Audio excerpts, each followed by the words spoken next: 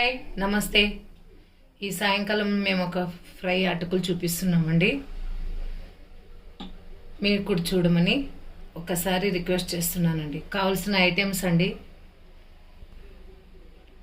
అటుకులు అండి, కావాల్సిన ఇంగ్రీడియంట్స్ అండి: కరివేపాకు, పచ్చిమిర్చి చూపించినాను, పుట్నాలు, పల్లీలు, జీలకర్ర, ఆవాలు, పసుపు, కారం, జీడిపప్పు, కిస్మిస్, సాల్ట్. ఇప్పుడు ఆయిల్ వేడెక్కిందండి. ఇందులో మనం అటుకులు వేసుకోవాలి.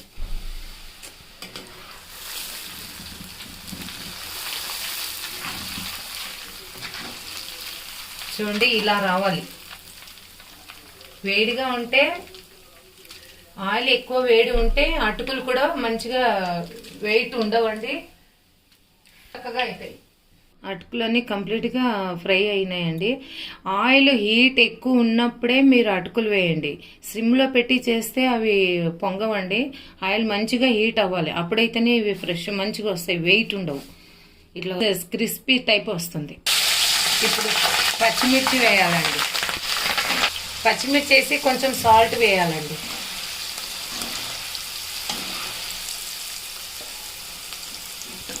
పుట్నాలు వేసుకోండి.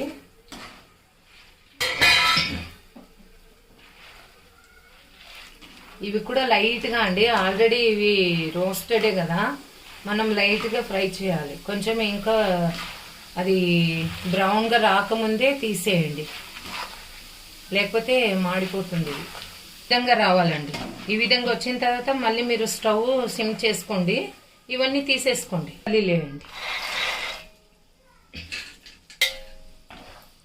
ఇవి కూడా రోస్ట్ చేయాలండి.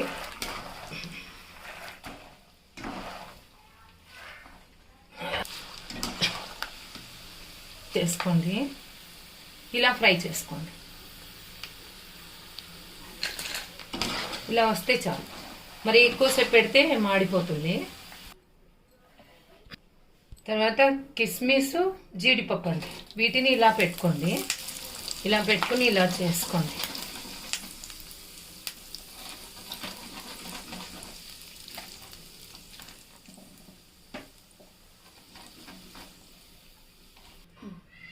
తర్వాత కరివేపాకు వేసుకోండి.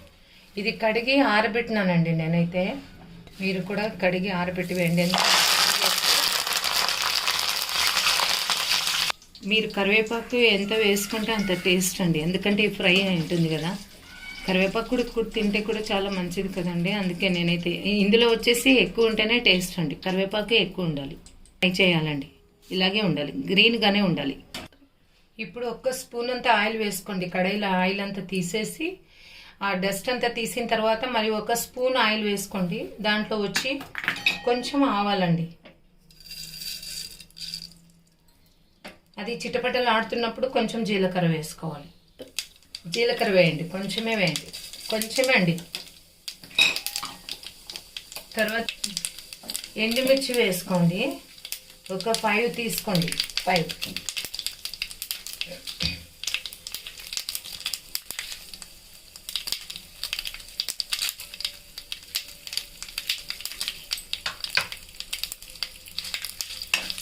అయిపోయింది, ఇది ఆఫ్ చేసేయండి. తర్వాత పసుపు వేసుకోండి. ఆఫ్ చేసిన తర్వాతనే పసుపు వేయండి. తర్వాత సాల్ట్ వేసుకోండి.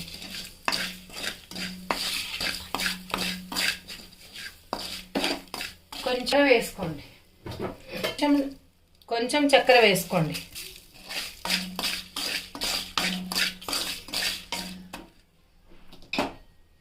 ఇప్పుడు వీటిని అన్నీ మిక్స్ చేసేయాలి. ఇదిగో ఇలా అన్నీ కలిపేసుకోవాలండి. కారం చూపించిన కారం వేయలేదే అని అంటారేమో, పైన మీకు ఇష్టమైతేనే వేసుకోండి, నేనైతే కొంచెం వేసినానండి. తర్వాత సాల్ట్ టేస్ట్ చూసుకోండి. ఈ విధంగా తయారు చేసి మీరు కూడా నచ్చితే ఒకసారి మీరు ట్రై చేసి టేస్ట్ ఎలా ఉందో మాకు చెప్పండి. ఇంకా మేము చాలా కుకింగ్ వీడియోస్ చేస్తాం అండి. ఇప్పుడు వంటలు నేను చూపించమండి, మేము 30 years కిందవే మేము అన్నీ ఓల్డ్ ఐటమ్స్వే చూపిస్తానండి. మీకు నచ్చితే మళ్ళీ మీరు సబ్స్క్రైబ్ చేసి మా వీడియోస్ని మీరు చూస్తారని ఆశతో అడుగుతున్నాను. ఇవి నిల్వ కూడా పెట్టుకోవచ్చండి. 1 మంత్ వరకు ఉంటాయి. 1 మంత్ వరకు మీరు ఎలాగైనా కొద్దిగా ఇప్పుడు ఇప్పుడు ఫ్రై అయింది కదా, వేడిగా ఉంటాయి కాబట్టి ఆరబెట్టండి. తర్వాత మీరు డబ్బాలో వేసి పెట్టుకోండి. 1 మంత్ వరకు మీరు అలాగ పెట్టుకున్నా కూడా ఈ స్మెల్ రాదు. థ్యాంక్స్ అండి ఈ వీడియో చూస్తున్నందుకు.